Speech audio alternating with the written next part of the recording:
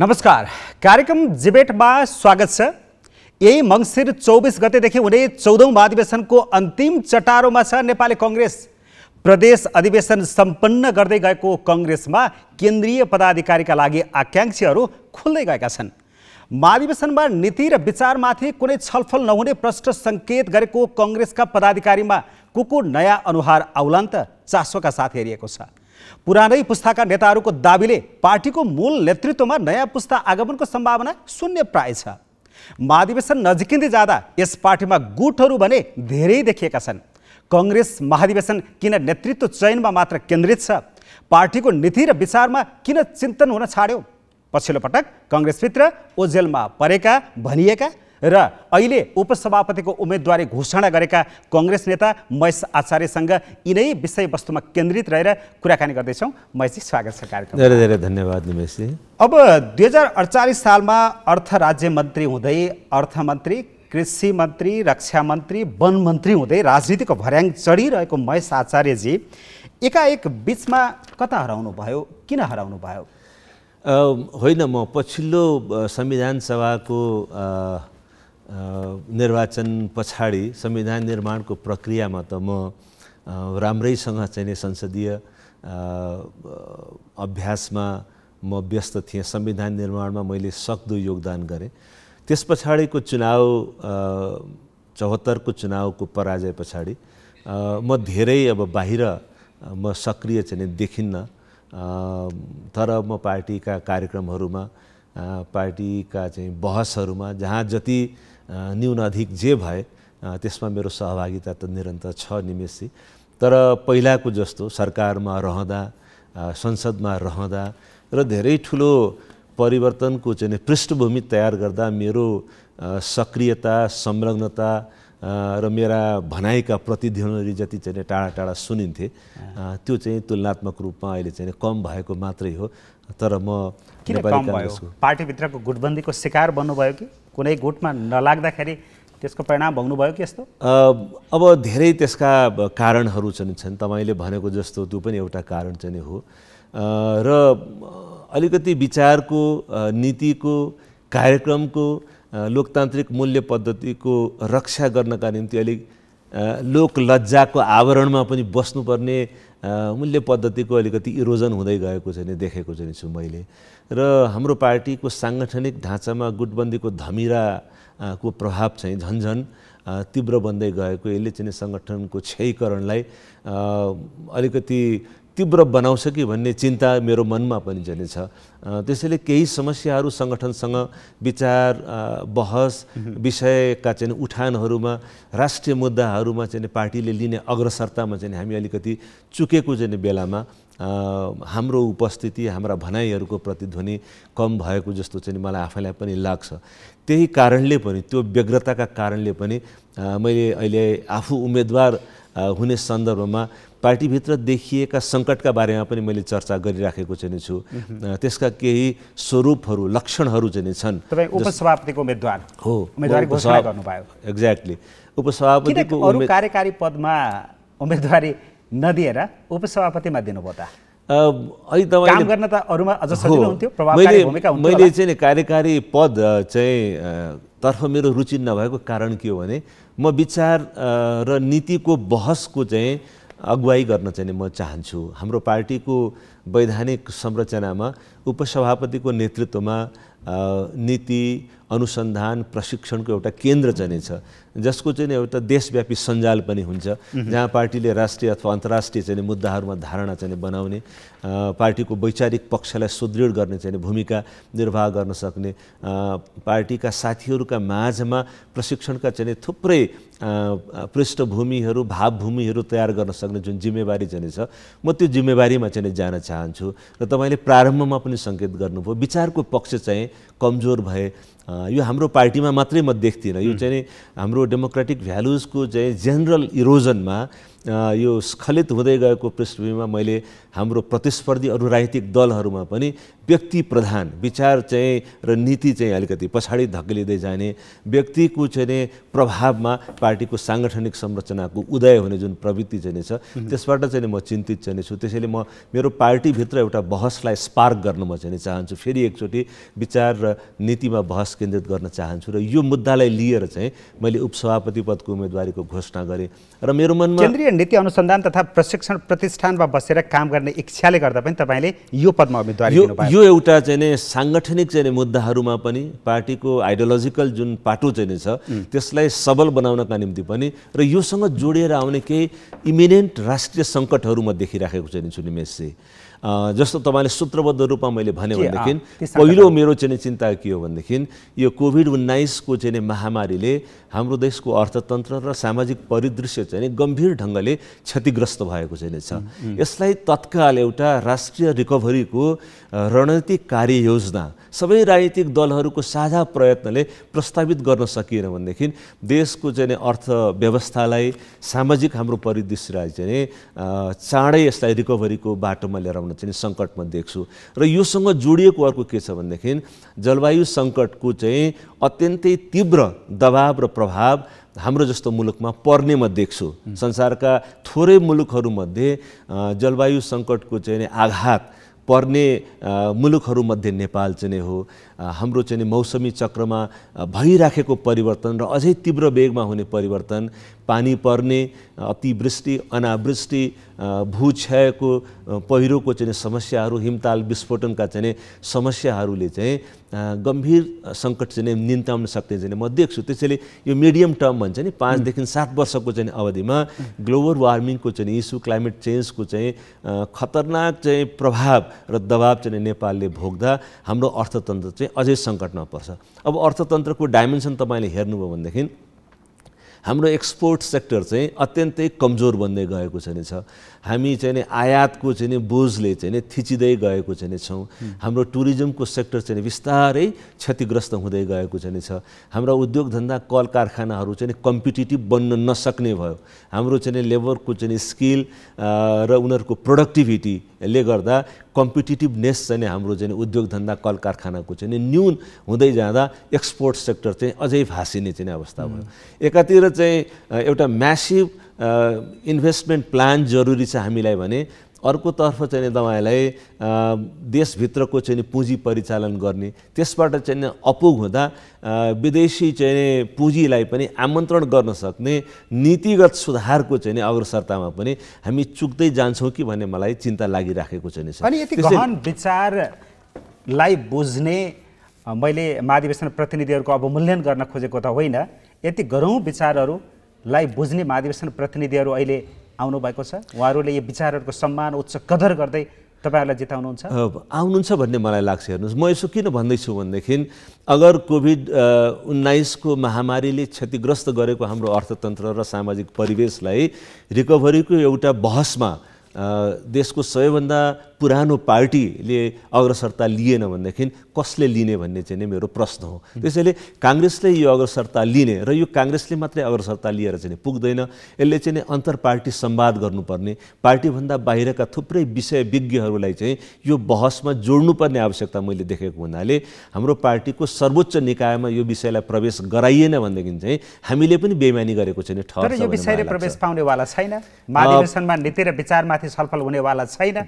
नेतृत्व जसरी हुन्छ एउटा चुन्ने र महाधिवेशन सकाउने नै तयारी छ। त्यो ठिकै हो। हेर्नु, त्यसैले मैले भने म यिनै कुराले चिन्तित भएँ। सङ्गठनभित्रका समस्याहरूलाई सूत्रबद्ध रूपमा भन्दा मैले के भनिराखेको छु भनेदेखि गुटबन्दीको धमिराले खान थाल्यो हाम्रो विचार र चाहिँ नीतिमा केन्द्रित भएर नेतृत्व चयन गर्ने परिपाटी चाहिँ क्षयग्रस्त हुँदैछ। यो कुराको चिन्तन, यो कुराको बारेमा गम्भीर्यता अरू नेताहरू या अरू पदका आकाङ्क्षीहरूमा फेरि किन देखिँदैन? आर्यजीमा मात्रै बढी किन देखिन्छ, जसलाई चाहिँ फेरि तल नै बस्नुपर्छ यही कारणले गर्दा। अरू साथीहरूमा छैन भनेर म कसरी भनौँ? तर आएन त मुखरित भएर हामीले थाहा पाएनौँ, जनताले थाहा पाएनन्, कार्यकर्ताले थाहा पाएनन्। उम्मेदवार हुँ म, जित्ने मैले हो, मैले जित्नका लागि मेरा यति प्रतिनिधि छन्, मैले जित्नका लागि मसँग यो पावर छ, मसल छ, ब्याकअप छ, सत्ताको प्रयोग छ, पार्टी नेतृत्वको प्रयोग छ, मात्रै कुरा आउँछ नि त।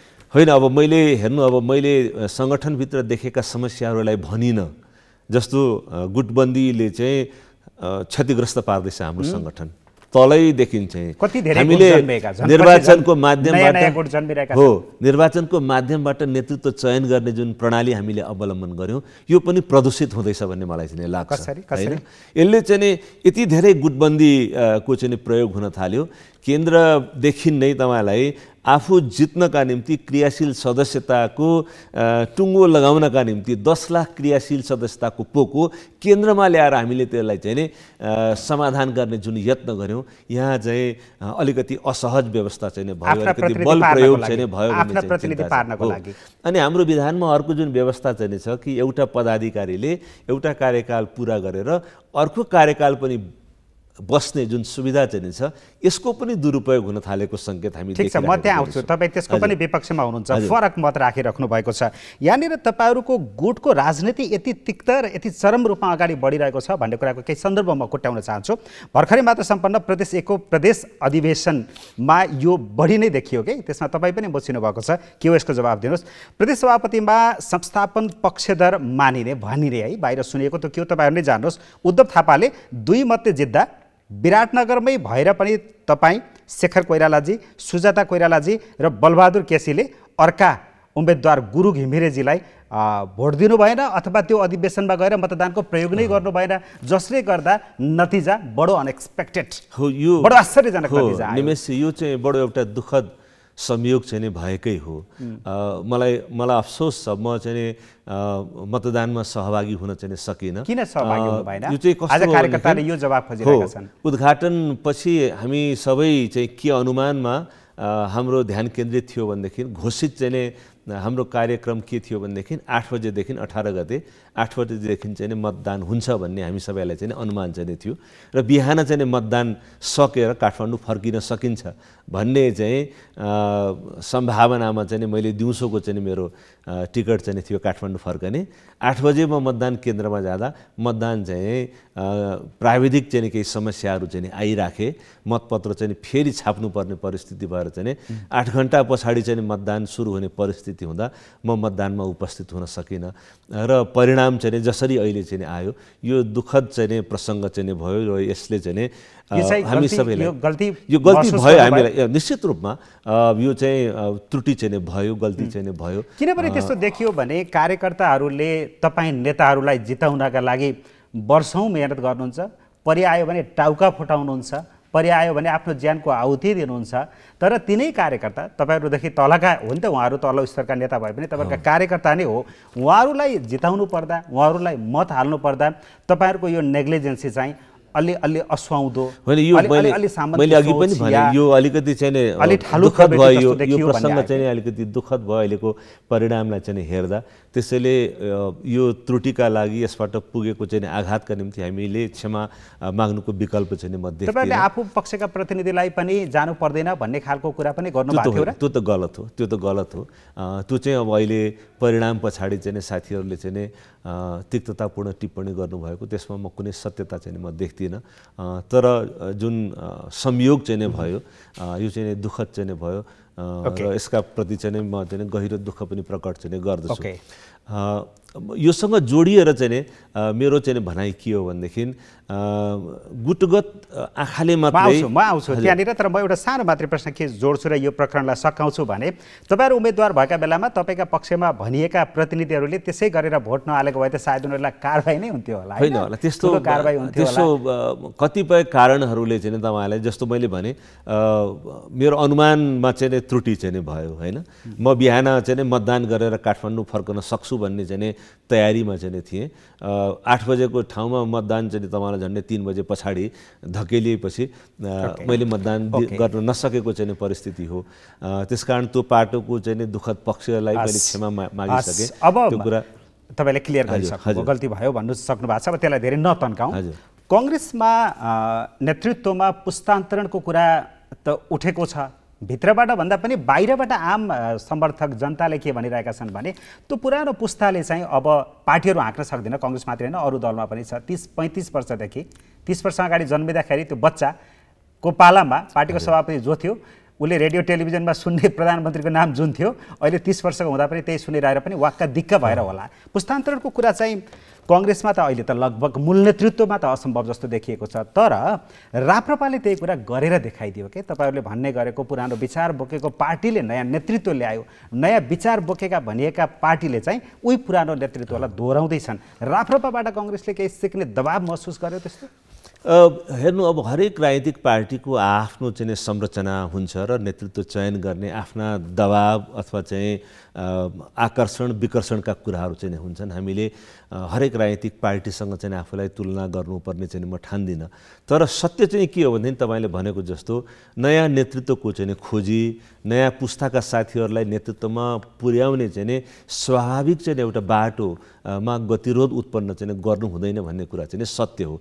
मैले यो कुरालाई नै केन्द्र भागमा राखेर मैले उठाइराखेका चाहिँ मुद्दाहरू जस्तो पार्टीको साङ्गठनिक पक्षको मात्रै हामीले अघि चर्चा गऱ्यौँ, 4-5वटा बुँदा मैले भने गुटबन्दीको चाहिँ कारणले क्षयीकरणको चाहिँ प्रक्रिया हाम्रो सङ्गठनको शक्तिमा, दोस्रो चाहिँ तपाईँलाई यो निर्वाचन प्रणाली चाहिँ प्रदूषित हुँदै गएको, तेस्रो चाहिँ विचार र नीतिमा केन्द्रित नभइकन नेतृत्व चयन गर्ने अभ्यास चाहिँ अगाडि बढ्न थालेको र आन्तरिक लोकतन्त्र सहभागितामूलक चाहिँ डिस्कसन चाहिँ साँगुरो बन्दै गएको, साँगुरो वृत्तमा निर्णय हुने परिपाटी जुन हाम्रो पार्टी संरचनामा बनेको छ त्यो घातक हुन्छ भन्ने मलाई लाग्छ। त्यसैले नयाँ पुस्ताका साथीहरूले नेतृत्वको ढोका ढकढकाइराख्नु भएको चाहिँ छ, त्यो ढोका खोल्नुपर्छ भन्ने मान्यता म राख्छु।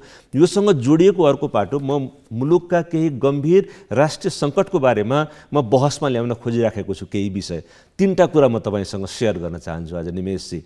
पहिलो सङ्कट हाम्रो मुलुकमा कहाँबाट आउँदैछ भनेदेखि अहिले मैले भनेको जस्तो कोभिड-19 को र चाहिँ जलवायु सङ्कटले निम्त्याउने चाहिँ एउटा चाहिँ ठुलो त्रासदीको चाहिँ सङ्घारमा चाहिँ हामी चाहिँ छौँ। यसलाई यो मुलुकका सबै पुस्ताका मानिसहरूले, खास गरी युवा पुस्ताका मानिसहरूले यो एजेन्डालाई चाहिँ नबोक्ने हो भनेदेखि यो मुलुकमा धेरै ठुलो दुर्घटना हुन्छ भन्ने मलाई लाग्छ। क्लाइमेट चेन्जको इस्यु चाहिँ हिमालयन इकोलोजिकल सिस्टमको एउटा नेपालीले, युवा नेपालीले यो मुद्दालाई आज उठाउने हो भनेदेखि आज छिमेकको चाहिँ चीनले उत्सर्जन गरेको कार्बन र मिथेन, हिन्दुस्तानले उत्सर्जन गर्ने कार्बन अथवा साउदी अरेबियाले गर्ने चाहिँ उत्सर्जन अथवा युरोप र अमेरिकाको चाहिँ आर्थिक विकासबाट चाहिँ उत्सर्जित भएको कार्बनको चाहिँ प्रकोप नेपालले झेलिराखेको चाहिँ बेलामा हामी जोखिममा परेको छौँ भनेर उठाउने मुद्दा चाहिँ नयाँ पुस्ताका साथीहरूको हो। त्यसैले स्वाभाविक चाहिँ प्रतिनिधि पात्र भएर चाहिँ साथीहरू खै त त्यो नयाँ पुस्ताले ढोका ढकढकाएको खै त्यही म भन्दैछु। यो मुद्दालाई लिएर विश्वसनीय तरिकाले ढकढकाएको खै। निमेशजी, मेरो आग्रह के हो भनेदेखि यो मुद्दालाई बोक्ने स्वाभाविक चाहिँ युवा पुस्ता हो, ती साथीहरू चाहिँ फोरफ्रन्टमा आउनुहोस् भन्ने चाहिँ म चाहन्छु। त्यसैले पुस्तान्तरणको कुरा गर्दा उमेरको कारणले मात्र होइन, एजेन्डाको कारणले पनि पुस्तान्तरणको चाहिँ प्रक्रियालाई एउटा वेग प्रदान गर्नका निम्ति यो चाहिँ जलवायु सङ्कटको एजेन्डा बोकेर आउनुहोस्। दोस्रो क्राइसिस म के देख्दैछु भनेदेखि हाम्रो मुलुकका लोकतान्त्रिक संस्थाहरूका 3वटा चाहिँ आधारभूत संरचना, सरकार चलेको छ, बितेको 7 वर्षमा संविधान जारी भएपछि म सरकार चलेको देख्दिनँ। 2/3 बहुमत पाएको सरकार पनि टुक्रा टुक्रामा विभक्त भयो, डेलिभरी गर्ने सरकार चाहिँ आइराखेको म देख्दिनँ। अहिले हामी चाहिँ एउटा असहज कोलिसन निर्माण गरेर सरकार बनाइराखेको चाहिँ छौँ र यसको पनि पर्फर्मेन्सको कसीमा यसलाई जाँच्दा धेरै चाहिँ पोजिटिभ रिमार्क्स हामीले चाहिँ पाउँदैनौँ। सरकार चलेको छैन, संसद चल्दैन नेपालमा। किन चल्दैन? यत्रो दुःख गरेर चाहिँ बनेको संसद चलिराखेको चाहिँ छैन र न्याय क्षेत्र चाहिँ अत्यास लाग्दो ढङ्गले चाहिँ दुर्घटनातर्फ चाहिँ अभिमुख भएको चाहिँ म देखिराखेको चाहिँ छु। त्यसैले यो नेसनल क्राइसिसको चाहिँ सबैभन्दा चाहिँ गम्भीर स्रोत चाहिँ कांग्रेस जस्तो पार्टीले आफ्नो महाधिवेशनमा डिबेट नगर्ने हो भने हामी कहाँ डिबेट गर्छौँ? सानो बन्द कोठामा थोरै मान्छेहरू बसेर। र यो चाहिँ कांग्रेसले मात्रै डिबेट गर्ने कुरा होइन, यो अन्तर पार्टी कांग्रेसको महाधिवेशनमा यो विषयमा डिबेट हुन्छ, पत्याउनुहुन्छ? यसलाई स्पार गर्नुपर्छ। हेर्नुहोस्, मेरो उम्मेदवारीको एउटै मात्रै ध्येय छ निमेशजी, म जय पराजयको मुद्दामा केन्द्रित चाहिँ छैन। म त्यो पदमा पुग्छु कि पुग्दिनँ भन्ने मलाई चिन्ता छैन, तर झन्डै 5000 प्रतिनिधिको माझमा यो विषयलाई मैले प्रवेश गराउन सकेँ भनेदेखि मलाई लाग्छ मैले एउटा जिम्मेवारीको निर्वाह गरेँ। तपाईँले अघि मलाई परिचय दिँदा यो मन्त्रालय त्यो मन्त्रालय यो मन्त्री भनेर चाहिँ भन्नुभयो। मैले देशभित्र र अन्तर्राष्ट्रिय अनुभव चाहिँ मलाई पार्टीका कारणले मैले जुन प्राप्त गरेँ, आज मैले मेरो पार्टीलाई मेरो अनुभव चाहिँ बाँड्ने बेला भएको छ। म तेस्रो कुरा पनि म भनिहाल्छु, मलाई तेस्रो कुरा भन्न दिनुहोस् अनि म तपाईँको प्रश्नमा टेकअप गर्छु।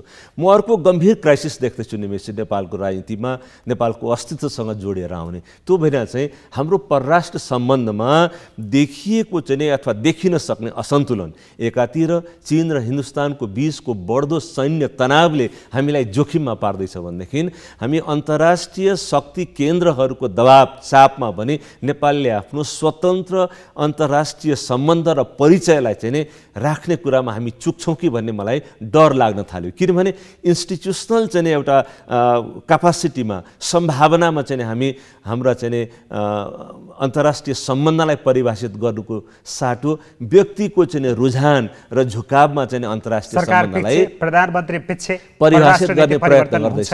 यो चाहिँ यो घातक हुन सक्दछ। अनि अहिलेकै सरकारलाई पनि आरोप लाग्ने गरेको छ यो सरकारको विदेश नीति या दुई छिमेकको नीति सम्बन्धमा पनि एकपाखे भयो, अथवा के भन्छ त्यसलाई एकातिर मात्र ढल्कियो, एकपक्षीय भयो, चीनसँगको सम्बन्ध राम्रो राख्न सकेन, अहिलेको सरकारलाई आरोप लगाइन्छ। यसमा तपाईँको टिप्पणी के छ? होइन, मैले त्यही भने म यही कुराले म चिन्तित भएर विगत लामो समय मैले अघि पनि भने यो दिशामा पनि हामी चुक्दै नै छौँ। हामी एउटा चाहिँ राष्ट्रिय बहस हामीलाई जरुरी छ। इन्स्टिट्युसनल चाहिँ तपाईँलाई चाहिँ मेमोरीमा अन्तर्राष्ट्रिय सम्बन्धका कुराहरू राख्ने, व्यक्तिको लहरबाजीमा परराष्ट्र सम्बन्ध चाहिँ अगाडि बढ्न सक्दैन। इन्स्टिट्युसनल चाहिँ हाम्रो क्यापासिटी, यसमा चाहिँ जति पनि विषय विज्ञहरू चाहिँ छन् उनीहरूको मद्दतबाट चाहिँ हामीले चाहिँ सबै राजनीतिक दलहरूको र राष्ट्रको चाहिँ एउटा साझा चिन्तन र सोच अगाडि प्रस्तावित गर्न जरुरी छ। हामी झन्झन जटिलतातर्फ प्रवेश गर्छौँ। यहीँनिरको प्रश्न एमसीसी र बीआरआई को रणनीतिक टकरावको थलो नेपाल बनिरहेको छ भनिँदैछ। तपाईँको भनाइ चाहिँ तपाईँको आफ्नो अडान के हो, एमसीसी के गर्नुपर्छ? हेर्नु, धेरै बडो पेचिलो मुद्दा बनेर यसलाई चाहिँ एमसीसीलाई होस् अथवा बीआरआईलाई होस्, हामीले चाहिँ बीआरआईका पछाडिको चीनको के कूटनीतिक चाहिँ अभिष्ट छ भन्ने कुरा हेर्न थाल्यौँ भनेदेखि चाहिँ हामी चाहिँ त्यो अन्तर्राष्ट्रिय तनावको चाहिँ भुमरीमा हामीले आफूलाई पारिराखेको चाहिँ हुन्छौँ।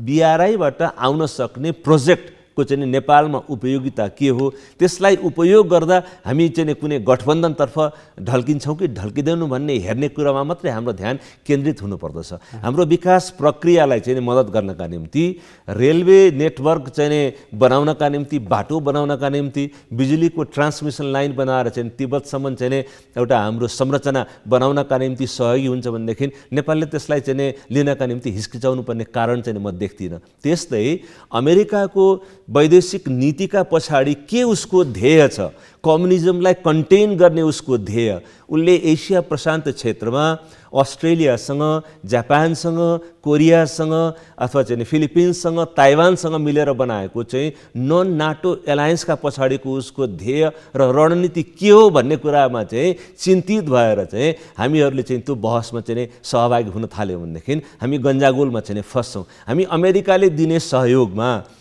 के तपाईँलाई नेपालको विकासका प्राथमिकताहरूसँग चाहिँ अनुकूलन चाहिँ भइराखेको छैन छ। ट्रान्समिसन लाइन अथवा सडक बनाउने प्रयोजनको निम्ति मात्रै यो कुरा सीमित छ अथवा यसमा कुनै सैन्य गठबन्धनको गन्ध छ कि छैन भन्ने कुराको निर्क्यो हाम्रै आफ्नै देशका सैनिक विज्ञहरूले पनि त भन्न सक्छन् नि त त्यसलाई। त्यसैले त्यसलाई छुट्याएर अमेरिकाको अन्तर्राष्ट्रिय कूटनीतिक अथवा विदेश नीतिका पछाडिको ध्येयमा नअल्मलिकन अथवा चीनको चाहिँ तपाईँलाई अन्तर्राष्ट्रिय प्रतिस्पर्धामा उसको ध्येय के छ भन्ने कुरामा नअल्मलिकन नेपालमा आउने सहायताको विकाससँग सम्बन्धित पाटोमा मात्रै राष्ट्रिय बहस अलिकति पारदर्शी ढङ्गले गर्ने हो भनेदेखि हामी यस्तो विवादबाट चाहिँ नि मुक्ति पाउन सक्दछौँ। त्यसैले अहिले के छ भनेदेखि अन्तर्राष्ट्रिय रणनीतिक स्वार्थको पात्र बन्नु भएन, यो त्यसमा मिसिनु भएन। दोस्रो विश्वयुद्धदेखि म तपाईँलाई भनौँ, दोस्रो विश्वयुद्धदेखि अमेरिका चाहिँ हिन्द प्रशान्त क्षेत्रमा संलग्न चाहिँ छ। नन नाटो एलायन्स छ उसको अस्ट्रेलियासँग, जापानसँग, कोरियासँग, उसको चाहिँ फिलिपिन्ससँग, ताइवानसँग, सिङ्गापुर जस्तो मुलुकले आसियान जस्ता मुलुकहरूका थुप्रै देशहरू चाहिँ स्ट्राटेजिक पार्टनर भएर चाहिँ उनीहरू बसिराखेको चाहिँ छन्। हिन्दुस्तान चाहिँ 1.3 बिलियनको हिन्दुस्तान हाम्रो रणनीतिक साझेदारी हो भनेर चाहिँ अमेरिकाको वैदेशिक चाहिँ सम्बन्धलाई व्याख्या गर्ने चाहिँ व्याख्याकारहरूले भन्छन्। अब हामी हो कि होइन भन्ने त्यो डिबेटमा फस्ने कि हामीलाई चाहिँ हिन्दुस्तानबाट आउने सहयोग, अमेरिकाबाट आउने सहयोग, जापानबाट आउने सहयोग, हिन्द प्रशान्त क्षेत्रमा उनीहरूको जेसुकै चाहिँ इन्ट्रेस्ट चाहिँ होस्, जापानबाट आउने सहयोग होइन, जापानबाट आउने सहयोग एक्ज्याक्टली यो जन्जालमा हामी न त चीनतर्फको अन्तर्राष्ट्रिय कूटनीतिक तनावमा उसको चाहिँ भूमिका र सहभागिताबाट हामी प्रभावित हुनुहुन्छ, न तपाईँलाई चाहिँ चीन अथवा चाहिँ अमेरिका, हिन्दुस्तान अथवा अन्य मुलुकहरूको अन्तर्राष्ट्रिय कूटनीतिक सम्बन्ध र तनावको भुमरीमा हामी चाहिँ फस्नुपर्छ। हामी प्योरली हाम्रो देशको चाहिँ आवश्यकता, हाम्रो देशको विकासका प्राथमिकताहरूमा सहयोग कहाँ कहाँबाट आउन सक्दछन्, सैन्य गन्ध नभएको कुनै गुटमा संलग्न हुनु नपर्ने ढङ्गको सहयोग चाहिँ परिचालन गर्ने बाटोतर्फ जानुपर्छ। अब मैले तपाईँलाई नेपालभित्र र नेपालभित्र पनि तपाईँको पार्टीको आन्तरिक राजनीतितिरै लिएर जान चाहन्छु। विषयवस्तु यसरी डोराउँछु म, अब समय सकिँदैछ, छोटो छोटो जवाब दिनु होला। देउबाजीको नेतृत्व नेपाली कङ्ग्रेसलाई त्यसो हो भने चाहिँ अब तपाईँहरूले उठाएका विचारलाई सम्बोधन गर्न नसक्ने खालकै भयो, आउटडेटेड भयो, अब उहाँले नेतृत्वबाट बिदा लिए हुन्छ? मैले जुन मात्राको चाहिँ सङ्कटको कुरा म गर्दैछु नै छु र जुन डाइमेन्सनको कुरा गरेँ, मैले सङ्गठनभित्रको सङ्कट मैले देखाएँ, गम्भीर सङ्कटतर्फ नीति र विचार चाहिँ बिस्तारै क्षयीकरण हुँदै जाने, गुटबन्दी तीव्रतामा चाहिँ पुग्ने, विधानको चाहिँ पालना गर्नमा हामी चाहिँ चुकेको जस्तो परिस्थिति, निर्वाचनको प्रणाली प्रदूषित हुँदै गएको जुन परिस्थिति चाहिँ छ त्यो एकातिर छ, र अर्को चाहिँ मैले 3वटा सिरियस नेसनल क्राइसिसको कुरा गरेँ। त्यसैले अब नेतृत्व छान्दा यी मुद्दाहरूलाई हामीले चाहिँ देउबाजीले गर्न सक्नुहुन्छ अथवा सक्नुहुन्न भन्ने कुरामा केन्द्रित भएर चाहिँ व्यक्ति केन्द्रित हुनुभन्दा पनि मैले अघि पुस्ताको पनि कुरा गरेँ। जलवायुको मुद्दा उठाउनका निम्ति सायद मभन्दा चाहिँ पछाडिको चाहिँ एउटा यङ चाहिँ जेनेरेसनको युवा उभिएर चाहिँ नेपालमा चाहिँ हामी यो गम्भीर सङ्कटमा चाहिँ छौँ।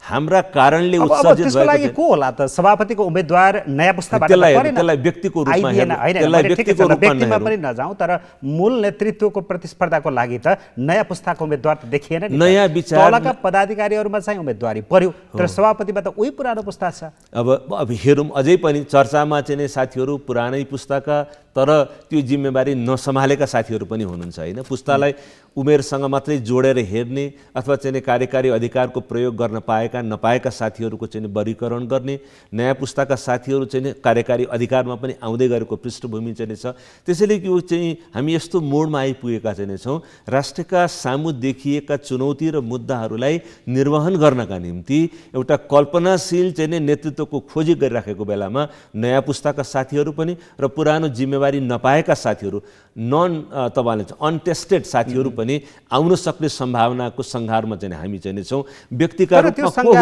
त्यो सङ्घारमा छौँ भनेर कसरी मान्ने त महेशजी? अनटेस्टेड जो नेताहरू, संस्थापन इतरका नेताहरू जसरी सभापतिको आकाङ्क्षी देखिनु भएको छ, थुप्रो देखिनु भयो कि थुप्रो शब्द प्रयोग गर्दा हुन्छ, धेरै देखिनु भयो। त्यो संस्थापन इतरको पक्षले संस्थापनलाई च्यालेन्ज गर्ने हो भने त एउटा मात्रै साझा उम्मेदवार बन्न सक्नु पर्यो। त्यहीँनिर फेरि गुटको चिरा किन?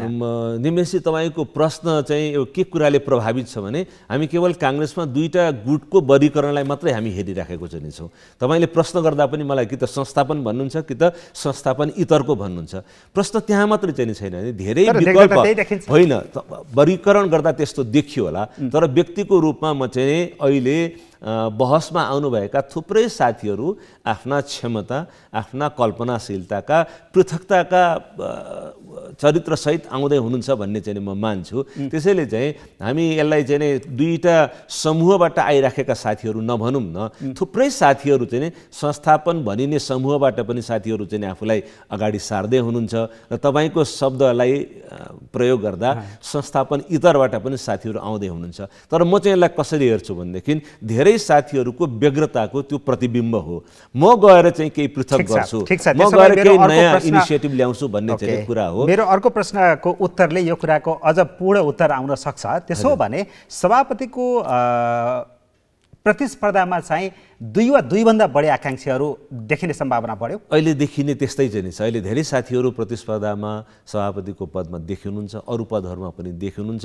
यसलाई म अन्यथा भन्दिनँ। हामीले चाहिँ दुईटा मात्रै हुनुपर्दछ र दुईटा गुटको टकराव, एउटा गुटले अर्को गुटलाई विस्थापित गर्यो भन्ने ढङ्गको चुनाव प्रणालीतर्फ लैजाने प्रयत्न पनि गर्नु हुँदैन। धेरै उम्मेदवार महेश आचार्यजी चाहिँ कुन पक्षको उपसभापति भनेर सोध्छन् मान्छेहरूले? होइन, म कुनै सभापतिको उपसभापति बन्न गइराखेको चाहिँ छैन निमेशजी।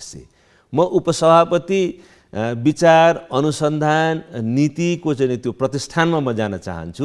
जोसुकै सभापति भए पनि म यो बहसलाई काङ्ग्रेसले नेतृत्व गर्नुपर्छ, मुलुकका अगाडि र सङ्गठनका अगाडि यी प्रकृतिका समस्या छन् भनेर यो समस्यामा छलफल गराउनका निम्ति उत्प्रेरित गर्न सक्छु भन्ने आत्मविश्वासका साथ म त्यो जिम्मेवारीमा जाँदैछु। जो साथी सभापतिको पदमा निर्वाचित भएर आउनुहुन्छ, म उहाँलाई उहाँको सामर्थ्यलाई यो एजेन्डामा चाहिँ केन्द्रित गराउन चाहिँ सक्छु र चाहन्छु भन्ने। तर भन्नेहरूले शेखर कोइराला पक्षको उपसभापति हो महेश आचार्यजी भन्छ। होइन, मैले अघि पनि भने म कुनै सभापतिको उपसभापति होइन।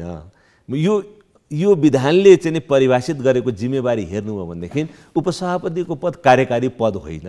यो चाहिँ नीति अनुसन्धान र प्रशिक्षणको चाहिँ कार्यक्रमको नेतृत्व गर्ने र देशव्यापी एउटा सङ्गठनको सञ्जाल बनाउने र जुन मुद्दाहरू म भन्दै चाहिँ छु, मैले भनेका गम्भीर मुद्दाहरू पार्टीको मात्रै विषय होइन, पार्टीभन्दा बाहिर हजारौँको सङ्ख्यामा विषयविज्ञ साथीहरू हुनुहुन्छ, देशभित्र हुनुहुन्छ, देश बाहिर हुनुहुन्छ। नेपाली डायस्पोरा संसारका विभिन्न मुलुकहरूमा यिनै क्षेत्रमा काम गरिराखेको चाहिँ छन्। उनको शक्तिलाई, उनको सामर्थ्यलाई, उनको सिपलाई कसरी यो मुद्दामा जोड्ने विषय त्यहाँ मात्रै सकिँदैन। हामीले अरू पार्टीसँग पनि संवाद गर्ने र देशको प्राथमिकता सेट गर्नका निम्ति म मेरो अनुभवले अथवा मेरो क्षमता कति छ त्यो टेस्ट हुन चाहिँ बाँकी होला। तपाईले उठाएका एजेन्डाहरू सेट गर्ने दरिलो नेतृत्वको रूपमा रामचन्द्र पौडेल, शशाङ्क कोइराला, शेखर कोइराला, प्रकाशमान सिंह, विमलेन्द्र निधि मध्येबाट कुनै एउटा साझा उम्मेदवार उठाउन सक्दैन? म जजमेन्ट मैले गर्न म सक्दिनँ। फेरि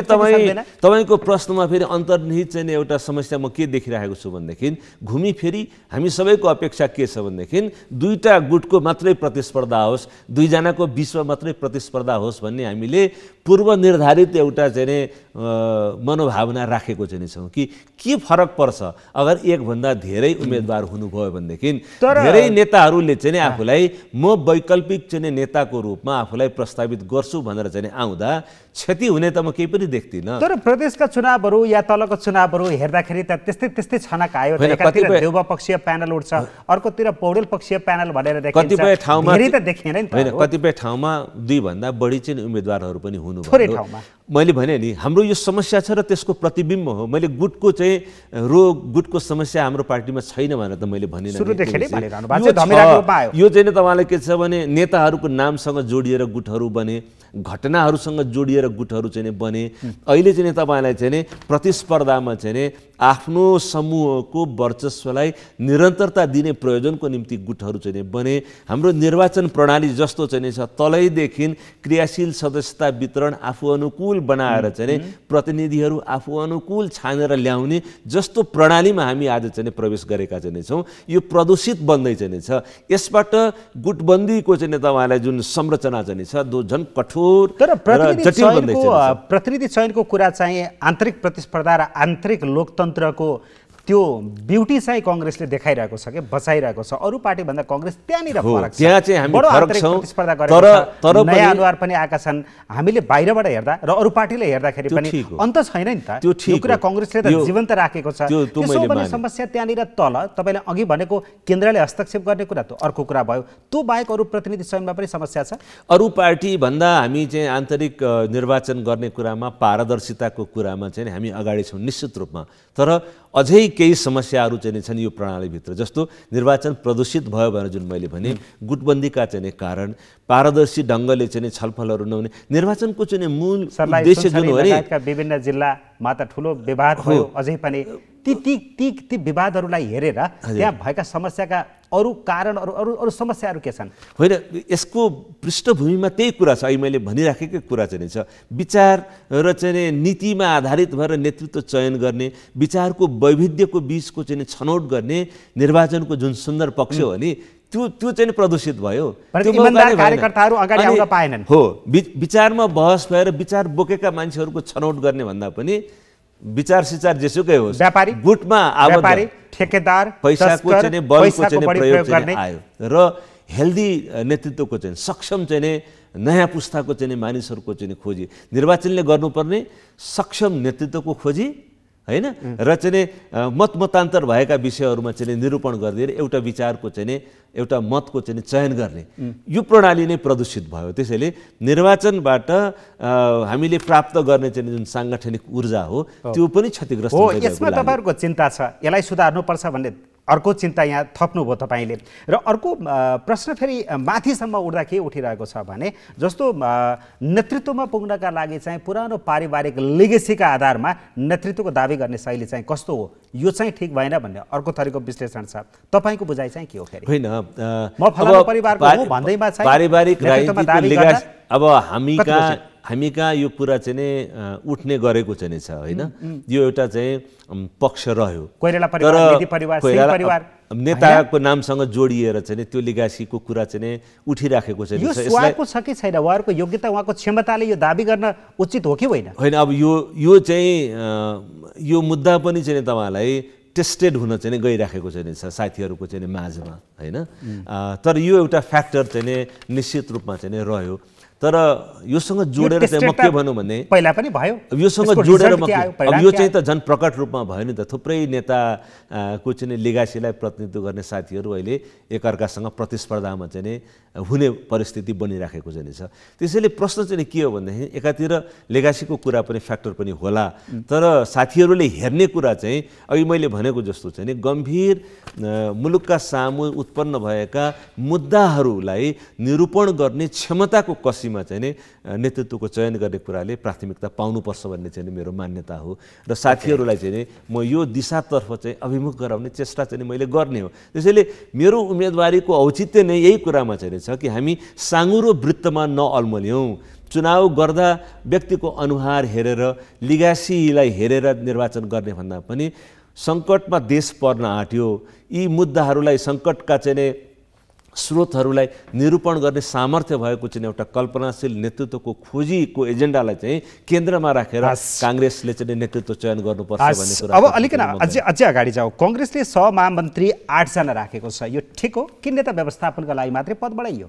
होइन, यो चाहिँ हेर्नु देखेर हामीले विधान परिमार्जन गर्दा संशोधन गर्दा जुन क्लस्टर संविधानमा चाहिँ छ 8वटा क्लस्टरबाट चाहिँ प्रतिनिधित्व गर्ने जुन हाम्रो संवैधानिक व्यवस्था चाहिँ छ त्यसैलाई दृष्टिगत गरेर सबै क्लस्टरको चाहिँ साथीहरू नेतृत्व तहमा पदाधिकारीको तहमा आउनुहोस् भन्ने अभिप्रायले काङ्ग्रेसले यो प्रयोग चाहिँ गरेको हो। यो पहिलोचोटि प्रयोग हुँदै चाहिँ छ सहभागिताको निम्ति विभिन्न क्लस्टरका साथीहरू काङ्ग्रेसको केन्द्रीय नेतृत्वमा पदाधिकारीको रूपमा आउने प्रयोजनको निम्ति सहभागितामूलक प्रजातन्त्रको निम्ति यो ठिक हो भन्ने चाहिँ मलाई लाग्छ। तर योसँग जोडिएका केही समस्याहरू रहेछन् भनेदेखि हामीले लगातार चाहिँ यसलाई परिमार्जन गर्दै जाने बाटोतर्फ पनि विचार गर्नुपर्ने हो। अब तपाईँ एक व्यक्ति एक पद एक कार्यकाल हुनुपर्ने पक्षमा पनि हो? यस, मैले चाहिँ किन यसो भने निमेषी भनेदेखि चाहिँ यो दोहोर्याउने प्रवृत्तिले गर्दा आफ्नो पदको आफ्नो चाहिँ कार्यालयको चाहिँ शक्तिको दुरुपयोग भयो कि भन्ने चिन्ता प्रकट रूपमै चाहिँ उठ्यो। हेर्नुहोस्, दोहोर्याउनका निम्ति चाहे त्यो केन्द्रीय नेतृत्वको कुरा होस् अथवा जिल्ला तहको नेतृत्वको कुरा होस्, जुनसुकै तहमा पनि यो प्रवृत्ति देखिएको हुनाले खास गरी केन्द्रीय नेतृत्वमा त हामी कहाँ झन्डै भन्नुहोस् न 4 वर्षको कार्यकाल हुन्छ र चाहिँ 1 वर्ष थप्ने सुविधा हुन्छ। 5 वर्षको चाहिँ कार्यकाल नीति कार्यक्रम राष्ट्रिय चाहिँ दलहरूका माझमा चाहिँ एउटा समझदारी प्रवर्धन गर्नका निम्ति मुलुकलाई सङ्कटको भुमरीबाट जोगाउनका निम्ति एउटा गोरेटो बनाउनका निम्ति त यथेष्ट हुन्छ भन्ने मलाई लाग्छ। र अघि तपाईँले प्रारम्भदेखि भन्दै गरेको कि क्षमता भएका युवाहरूलाई नेतृत्व पङ्क्तिमा ल्याउनका निम्ति शिखर चाहिँ साँगुरो नहोस् होइन, लगातार चाहिँ तपाईँलाई चाहिँ 4 वर्ष 5 वर्ष पछाडि चाहिँ यो सम्भव छ त? हेर्नु, नेताहरू चाहिँ आर्यघाटमा नपुग्दासम्म पद र शक्ति नछोड्ने यो संस्कार छ? प्रयोग नगरिन्जेलसम्म चाहिँ त्यो असम्भव जस्तो लाग्छ। म सम्झन्छु 2057 सालमा पहिलोचोटि मेरै जोडबलमा गिरिजाबाबु चाहिँ जब पोखरा महाधिवेशनमा उहाँ चाहिँ जाँदै हुनुहुन्थ्यो 53 सालमा पहिलोचोटि सभापतिको उम्मेदवार हुँदा 2 कार्यकालभन्दा बेसी चाहिँ गर्ने पद्धतितर्फ जानु हुँदैन भन्ने चाहिँ पोजिसन गिरिजाबाबुले लिनुपर्छ भनेर चाहिँ हामीले उहाँलाई चाहिँ भनेको चाहिँ थियौँ। उहाँको विचार र कार्यक्रममा यो कुरा आएको पनि चाहिँ थियो र 2 कार्यकालमा सीमित त हामीले गऱ्यौँ नि। पहिला चाहिँ काङ्ग्रेसको चाहिँ अनुभव हेर्दा लामो समयसम्म एउटै व्यक्तिले नेतृत्व गरेको पार्टी हो नि त हाम्रो, र 2 कार्यकालको समय सीमा त हामीले तय गऱ्यौँ। अब बिस्तारै चाहिँ एक कार्यकालमै केन्द्रित गर्दा पनि पार्टीको साङ्गठनिक ऊर्जामा सकारात्मक प्रभाव नै पर्छ भन्ने चाहिँ लाग्दा यो प्रयोग गर्न सकिँदैन। यसको रिजल्ट चाहिँ आगामी दिनमा देखिँदै जाला। तपाईँहरूको त्यो यो परिवर्तन गर्नका लागि भूमिका कतिको प्रभावकारी हुन्छ त्यसमा भर पर्ने होला।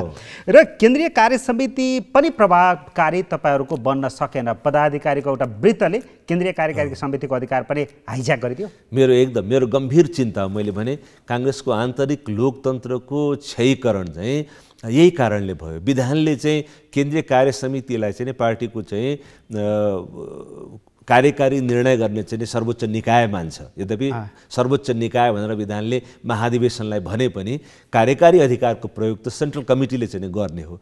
यो चाहिँ बितेका केही वर्षदेखि चाहिँ वैधानिक रूपले चाहिँ अधिकार प्राप्ति यो निकायमा छलफल चाहिँ हुन छोडेको चाहिँ छ र चाहिँ पदाधिकारीहरूको साँगुरो वृत्तमा यही चाहिँ गुटबन्दीको चाहिँ प्रवृत्ति हो। पारदर्शिताबाट चाहिँ सङ्कोच गर्ने, नीतिमा बहस गर्नका निम्ति हिचकिचाउने, विचार प्रधान चाहिँ बहसलाई चाहिँ अगाडि बढाउनका निम्ति हिचकिचाउने र अङ्कगणित मिलाएर सङ्ख्या मिलाएर चाहिँ आफ्नो नेतृत्व सुनिश्चित गर्ने जुन परिपाटी बन्दै गयो, यसले चाहिँ तपाईँलाई पारदर्शी बहस, कहिलेकाहीँ आफूलाई चाहिँ अप्रिय लाग्ने बहसमा पनि केन्द्रीय कार्यकारी समिति तपाईँहरूले कल्पना गरे जस्तै अधिकार सम्पन्न बनाउन के गर्ने त? मलाई लाग्छ अब हुन चाहिँ झन् कठिन हुने म देख्छु। किनभने सङ्ख्यात्मक हिसाबले अहिले हाम्रो चाहिँ पुरानो विधानमा 85 जना हामी केन्द्रीय कार्य समितिमा सदस्य चाहिँ थियौँ हैन। यो 85 जनालाई पनि पार्टीले सम्पूर्ण रूपमा यसको सामर्थ्यलाई उपयोग गर्न सक्यो भन्ने मलाई लाग्दैन। अहिले संशोधित चाहिँ विधानले झन्डै 170 को हाराहारीमा हामीले केन्द्रमा चाहिँ केन्द्रीय कार्य समिति चाहिँ बनाउँदै चाहिँ छौँ। मेरो चाहिँ मधुरो र एक्लो भए पनि मैले यो विधान संशोधन हुने बेला मैले भनेको चाहिँ थिएँ सायद हामी गल्ती गर्दै चाहिँ छौँ। हामी सङ्घीय संरचनामा देश चाहिँ गयो, सङ्घीयता अनुकूलको चाहिँ संविधान बन्यो र त्यही अनुकूलको विधान हामी पार्टीको बनाउँदैछौँ। त्यसको अर्थ चाहिँ तल्लो निकायमा अधिकारको प्रक्षेपण गर्ने, नेतृत्व अथवा जनशक्ति पनि तल का पार्टी निकायहरूमा चाहिँ जाने र निर्णय गर्ने अधिकार तल प्रक्षेपित गर्नुपर्ने ठाउँमा हामी चाहिँ तलका सबै साथीहरूलाई सोहोरेर केन्द्रमा चाहिँ ल्याउँदै चाहिँ छौँ। यो सङ्घीयताको भावनाको प्रतिकूल हुन्छ जस्तो मलाई लाग्छ। संसदीय प्रणालीमा त निमेषजी संसदको निर्वाचनलाई जिताउनका निम्ति प्रभावकारी भूमिका निर्वाह गर्ने संसदीय निर्वाचन क्षेत्रको पार्टी सङ्गठनलाई चाहिँ सबैभन्दा बलियो बनाउनु पर्ने हो भन्ने मलाई लाग्छ। किनभने त्यो चाहिँ निर्वाचन क्षेत्रको सङ्गठन बलियो भयो भनेदेखि संसदको पनि निर्वाचन र चाहिँ प्रादेशिक निर्वाचन पनि जित्नका निम्ति सहायक हुन्छ। त्यसैले अधिकार, जनशक्ति, नेता साथीहरूको चाहिँ प्रवेश चाहिँ त्यो तहमा चाहिँ हुनुपर्ने, प्रादेशिक समितिमा हुनुपर्ने, प्रदेशलाई चाहिँ बलियो बनाउने बाटोमा चाहिँ जानुपर्ने अथवा जिल्लाको संरचना राखिराख्दा संयोजन गर्ने चाहिँ भूमिकामा जानुपर्नेमा हामीले केन्द्रतर्फ चाहिँ सबै जिल्लाका नेता साथीहरूलाई पनि ल्याउन त ल्यायौँ, तर त्यही केन्द्रको केन्द्रीय कार्यकारी समितिको चाहिँ अधिकार पनि हाइज्याक गरेर अब ती साथीहरूका माझमा घरसम्म पुर्यायौँ भन्ने मेरो प्रश्न थियो। अब 170 जना साथीहरूको माझमा खुला छलफल हुने सम्भावना म न्यून देख्छु र चाहिँ फेरि यसलाई सच्याउने कसरी? यसलाई त त्यही यो विधानमा चाहिँ संशोधन अनिवार्य चाहिँ छ। अधिकार चाहिँ प्रदेश समितिमा अझै पठाउनु पर्दछ।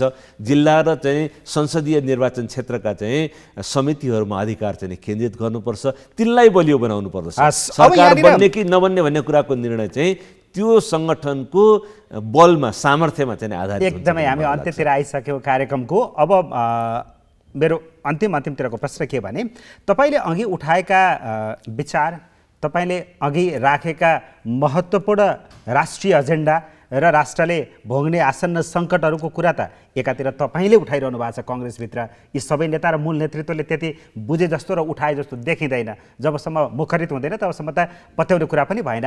यहाँनिर चाहिँ कांग्रेस र अरू कम्युनिस्ट पार्टीमा फरक देखिन छाड्यो के यही प्रवृत्ति यही नेतृत्वले गर्दा भनिँदैछ। कसरी छुट्याउने हो? कांग्रेसको चुनाव चिन्ह कांग्रेसका नेताहरूको अनुहार हेरेर छुट्याउने अरू कम्युनिस्ट पार्टी भन्दा? यो त मुद्दा उस्तै उस्तै देखिन थाले। होइन, कांग्रेसलाई चिन्नै गाह्रो भइसक्यो। त्यसैले हाम्रो चारित्रिक वैशिष्ट्य चाहिँ गुमाउनु हुँदैन भन्ने हो। कांग्रेसले चाहिँ एउटा सहिष्णुताको संस्कृतिलाई प्रस्तावित चाहिँ गर्ने हो। हेर्नुहोस्, हामीले सबै राजनीतिक पार्टी जस्तो मैले रिपिटेडली चाहिँ भने म फेरि पनि भन्न चाहन्छु, यी एजेन्डाहरूमा कांग्रेसभित्र मात्रै बहस गरेर पुग्दैन नि त। यी एजेन्डाहरूमा चाहिँ हामीले अन्तर पार्टी संवाद अरू पार्टीहरूसँग चाहिँ बहस गर्नका निम्ति चाहिँ जरुरी चाहिँ छ र पार्टीहरूभन्दा बाहिरको चाहिँ ठुलो चाहिँ नागरिकहरूको चाहिँ विज्ञ व्यक्तिहरूको समूहमा छलफल गर्न चाहिँ जरुरी चाहिँ छ। त्यसैले कांग्रेसले यसको अग्रसरता लिनुपर्दछ। अहिले पार्टीहरूभित्र चाहिँ एक किसिमको असहिष्णुता, बाहिरको क्षमतालाई, पार्टी सङ्गठनभन्दा बाहिरको चाहिँ क्षमतालाई उपयोग गर्ने कुरामा पनि हामीहरूले चाहिँ अलिकति भन्नु न शङ्का गरेको जस्तो, लज्जाको बोध गरेको जस्तो अथवा चाहिँ फराकिलो चित्त नराखेको जस्तो चाहिँ देखिन्छ। आन्तरिक लोकतन्त्रको अभ्यासमा चाहिँ व्यक्ति केन्द्रित जसरी चाहिँ कम्युनिस्ट पार्टीको नेतृत्व चयनको विधि निर्णय प्रक्रिया जसरी व्यक्ति केन्द्रित भएको चाहिँ छ, कांग्रेसले चाहिँ त्यसो नभएर चाहिँ विचार केन्द्रित हुनुपर्ने, आन्तरिक लोकतन्त्रमा छलफल चाहिँ सामूहिक तवरले चाहिँ गर्ने एउटा आन्तरिक लोकतन्त्रको अभ्यास पाठशाला बनेर कांग्रेसले देखाउनु पर्ने ठाउँमा हामी चाहिँ व्यक्ति केन्द्रित चाहिँ बन्दै गएको चाहिँ जुन अवस्था चाहिँ छ, यो चिन्ताजनक छ। त्यसैले कांग्रेसको रूपान्तरणको चाहिँ एजेन्डा पनि यो महाधिवेशनको चाहिँ एजेन्डा हो। यद्यपि हेर्नुहोस्, बहस गर्नेले, बुद्धिविलास गर्नेहरूले चाहिँ अमेरिकाको उदाहरण दिएर पनि भन्छन् 250 वर्षको प्रयोग पछाडि अमेरिकामा चाहिँ डोनाल्ड ट्रम्पको चाहिँ शासनकालमा व्यक्ति केन्द्रित भयो, घृणाको राजनीति, असहिष्णुताको चाहिँ राजनीति, आप्रवासीहरूका विरुद्ध श्वेत र अश्वेतको बीचको चाहिँ विभेदको मुद्दा, संसदमाथि आक्रमण गर्ने, चुनावको प्रणालीमाथि चाहिँ शङ्का गर्ने प्रवृत्ति 250 वर्षपछि पनि देखियो। चीनमा नेतृत्व विकासको जस्तो प्रक्रिया चाहिँ छ, रुसमा जस्तो छ, हिन्दुस्तानको लोकतन्त्रमा जस्तो चाहिँ छ, व्यक्ति केन्द्रित बन्दै गयो भन्ने चाहिँ बहस उठ्न सक्छ। तर अन्ततिर त्यस्तो भयो। त्यसैले कांग्रेसमा पनि यस्तै हुनुपर्छ त भन्न हामी सक्दैनौँ।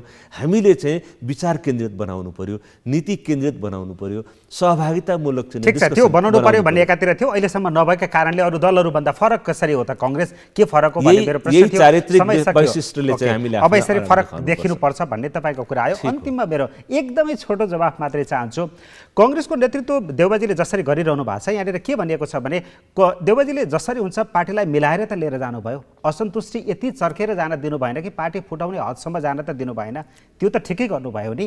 त्यसकारणले गर्दा पनि देउबाजी फेरि नेतृत्वमा आउँदा के बिग्रिन्छ र भन्ने प्रश्न पनि उठिरहेको छ छोटकरीमा। होइन, प्रश्न चाहिँ देउबाजीको व्यक्तिगत चाहिँ उहाँको नेतृत्वको क्षमता, केही राम्रा काम पनि उहाँले गर्नुभएको होला। तर अहिले जुन सङ्कटको घडीमा हामी चाहिँ छौँ, यहाँ अझ राम्रो काम गर्न सक्ने चाहिँ नेतृत्वको चयन गर्ने खोजी हुनुलाई चाहिँ अस्वाभाविक चाहिँ मान्नु हुँदैन। त्यसैले मलाई के लाग्छ भनेदेखि यी मुद्दाहरूलाई चाहिँ अझ नयाँ ऊर्जाका साथ सम्बोधन गर्न सक्ने चाहिँ नेता चाहिँ आउनु, यो प्रक्रियामा चाहिँ देउबाजीको अनुभवलाई पनि प्रयोग गर्नु, अरू साथीहरूको अनुभवलाई पनि प्रयोग गर्नु र एउटा चाहिँ नयाँ प्राण कांग्रेसको सङ्गठनमा चाहिँ भर्ने प्रयत्नका निम्ति नयाँ साथीहरू चाहिँ आउँदा अस्वाभाविक र असहज मान्नुपर्ने परिस्थिति म देख्दिनँ। हस्, धेरै धेरै धन्यवाद।